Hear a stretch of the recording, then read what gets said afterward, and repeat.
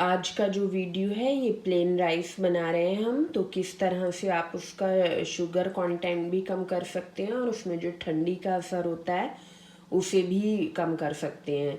तो किस तरह से आपको बनाना चाहिए जो आपको चावल जो है कम से कम मतलब फ़ायदा तो दे, नुकसान जो है कम से कम दे।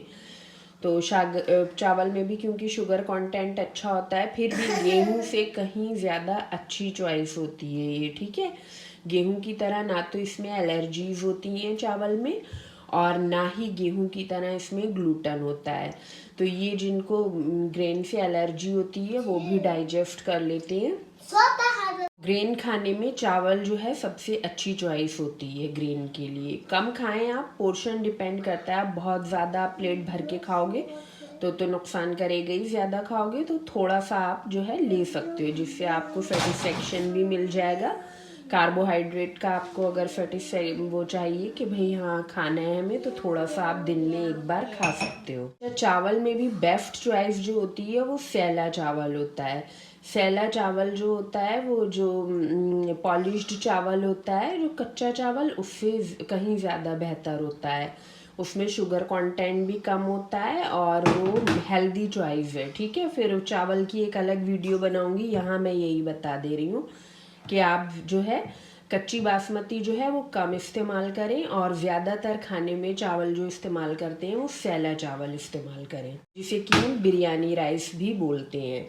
तो अब देखते हैं हम क्या क्या मसाले डाले हैं। तो ये हमने दालचीनी ली है। दालचीनी मैं आपको कई बार बता चुकी हूँ, ये जो है शुगर लेवल को किसी भी चीज़ में कम करने के काम आता है। और आपको दालचीनी जो है ख़ास तौर से अगर आप शुगर के पेशेंट हो तो आपको इस्तेमाल करनी चाहिए अपने खानों में। तो यहाँ चावल के शुगर कंटेंट को ये कम करेगा और चावल को में जो शुगर होती है उसको डाइजेस्ट करने में बहुत ज़्यादा हेल्प करेगा। दालचीनी भी और ये तेज़ पत्ता भी, ठीक है। और इसके साथ ही ये है सरसों पाउडर। तो सरसों पाउडर जो है वो जो है ये बहुत अच्छा होता है। ये जो है ये ख़ास तौर से दिमागी मरीज़ जो होते हैं उनके लिए बहुत अच्छी चीज़ है।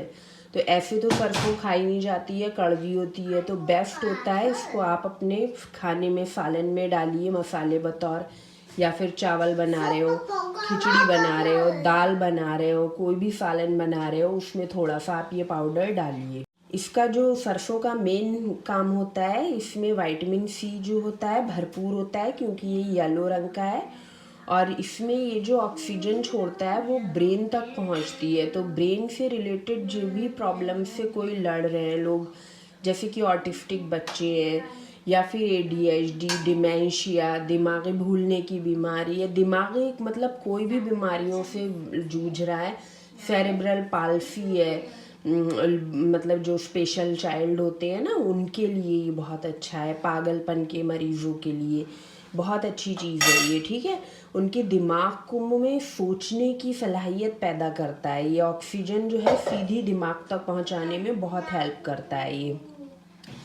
तो ये जो है वैसे भी आप अगर ब्रेन के मरीज़ नहीं भी है कोई तो भी आप खाइए, दिमाग अच्छी नींद लाने में बहुत मदद करेगा ये। और ये बच्चों के लिए तो बहुत अच्छा होता है। पढ़ने वाले जो बच्चे हैं उनके खाने में ज़रूर होना चाहिए, जिससे कि उनका दिमाग जो है पढ़ाई में लगे और पढ़ाई उनकी समझ में आ पाए, बोर ना हो वो पढ़ाई से। तो ये सरसों की मैं एक अलग वीडियो बनाऊंगी, यहाँ मैं हल्का सा बता दे रही हूँ। तो ये उन लोगों के लिए दिमागी परेशानियों से जो जूझ रहे हैं उनके लिए बहुत अच्छा है। तो ये तीनों ही मसाले जो हैं ये शुगर को भी कम करेंगे और ये जो है ये ऑक्सीजन पहुँचाएगा सरसों जो है भरपूर आपके ब्रेन में। और उसके साथ ही ये जो चावलों से बहुत से लोगों को ठंडी का हो जाता है कि चावल खाए ठंडी का हो गया उन्हें असर, तो वो उस चीज़ को भी ये कम करता है, ठीक है। चावल के कुछ थोड़ा बहुत जो नुकसान है उसे कम करेगा। इसके साथ ही आप चाहो तो ज़ीरा भी ले सकते हो, आपके ये ज़ीरा राइस बन जाएंगे। मैंने नहीं लिया है, मैंने बस यही लिए हैं, ठीक है। ये पिंक सॉल्ट है, आपके पास समुद्री नमक है घर में सिंपल वाला सफ़ेद वाला, तो वो भी आप ले सकते हो। देखिए ये मैंने सारे मसाले जो थे वो पानी में डाल दिए हैं। अच्छा, पानी आपको अलग अलग चावल अलग अलग उठाते हैं, हर कोई अलग ढंग से पकाता है, तो आपको जितने आप पानी डालते हो उस हिसाब से डालो। तो मैंने ये, अब इसमें हम खौल लगाएंगे और फिर इसको हल्की आंच पे करीब 5 मिनट तक ढक के पकाएंगे, जिससे इसके जो सारे मसाले हैं उनका जो जोश है ना, रफ एक्सट्रैक्ट, वो निकल पाए अच्छी तरह से। उसके बाद इसमें चावल और थोड़ा सा सरसों का तेल डालेंगे हम।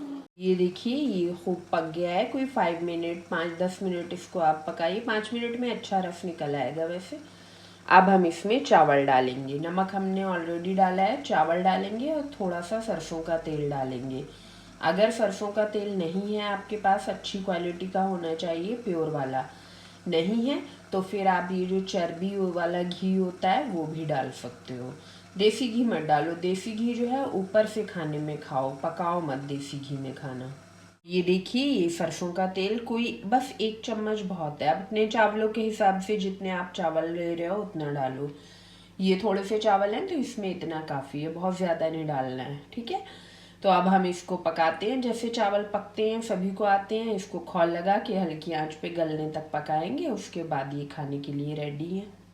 तो ये देखिए ये हमारे चावल रेडी हो चुके हैं, आप इसको किसी भी सालन के साथ खा सकते हैं।